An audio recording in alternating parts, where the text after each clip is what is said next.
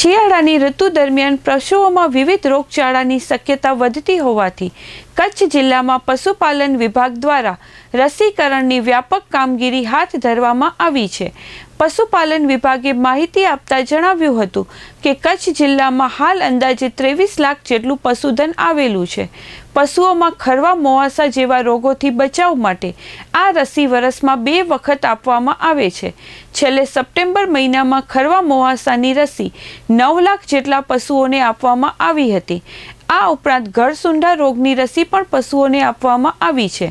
પશુપાલન વિભાગે જણાવ્યું હતું કે કેટલાક રોગો માટે વર્ષમાં 1 વખત રસીકરણ કરવું અત્યંત જરૂરી છે।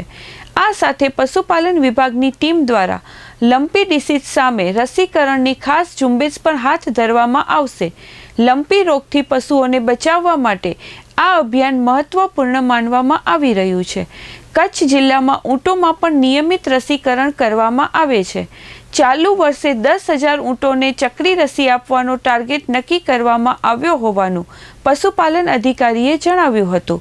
રસીકરણ થકી પશુઓના આરોગ્યનું સંરક્ષણ થાય તેમજ પશુપાલકોને આર્થિક નુકસાનથી બચાવી શકાય તે માટે પશુપાલન વિભાગ સતત પ્રયત્નશીલ હોવાનું પણ જણાવ્યું હતું। કચ્છ જિલ્લામાં 23 લાખ જેટલું પશુધન ધરાવે છે અને જેમાં 11 લાખ જેવું ગાય અને ભેંસ વર્ગનું પશુધન છે અને 11 લાખ જેવું ઘેટા અને બકરાનું પશુધન છે।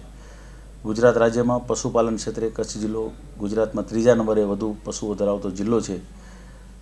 કચ્છ જિલ્લામાં પશુ રસીકરણ બાબતે ખાસ જે ખરવા મોવાસા રસીકરણ છે જેમાં રાજ્ય સરકાર વિનામૂલ્યે રસીકરણ કરવામાં આવે છે। વર્ષમાં 2 વખત ફેબ્રુઆરી અને ઓગસ્ટ મહિનામાં ખરવા મોવાસાનું ગાય અને ભેંસ વર્ગમાં રસીકરણ થાય છે। છેલ્લે સપ્ટેમ્બર મહિનામાં કચ્છના 9,75,000 પશુઓને રસીકરણ પૂર્ણ કરવામાં આવેલ છે। વિશેષમાં ગળસુંડા રોગની રસીકરણ ચોમાસા પહેલાં પશુપાલકોને ગળસુંડાની રસી મૂકવાનો અત્રેથી તંત્ર તરફથી અપીલ કરવામાં આવે છે અને આ તમામ રસીઓ વિનામૂલ્યે સરકાર તરફથી રસીઓ ઉપલબ્ધ થાય છે। ખડકવાની રસી પણ જિલ્લામાં પૂરતી સ્ટોક ઉપલબ્ધ છે। ઘેટા બકરામાં વધારે પડતું સિપપોક્સ જેને માતાનો રોગ કહેવામાં આવે છે તેમની પણ વર્ષમાં 1 વખત અવશ્ય રસી મુકાવવી જરૂરી છે। અને ખાસ કરીને 3 વર્ષ પહેલાં જે લંપી રોગ LSD રોગ આવ્યો હતો જિલ્લામાં સમગ્ર ગુજરાતમાં તો LSD પર પૂરતી રસી અત્યારે જિલ્લામાં ઉપલબ્ધ છે। અમારી પશુપાલન ખાતાની ટીમ ચાલુ મહિનામાં 1 લાખ રસી LSD લંપી સ્કિન ડિઝીઝ રોગનું પશુઓને મૂકવાનું લક્ષ્યાંક છે।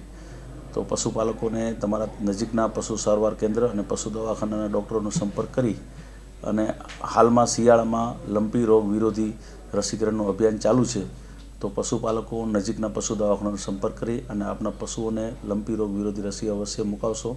10,000 જેટલા ઊંટો ધરાવતો આ જિલ્લો છે અને સરકારશ્રી તરફથી ઊંટોમાં ખાસ કરીને 2 રોગો જોવા મળે છે જે સરા અને આપણે દેશી ભાષામાં એને ફીટોડો કહીએ છીએ જે ચકરીનો રોગ કહીએ છીએ એ ઊંટોમાં જોવા મળે છે તો તેમની ચકરી વિરોધી રસી દર વર્ષે તમામ ઊંટ પાલકોને કચ્છના ઊંટ પાલકોને કેમ્પનું આયોજન કરી અને વિનામૂલ્યે રસી પૂરું પાડવામાં આવે છે।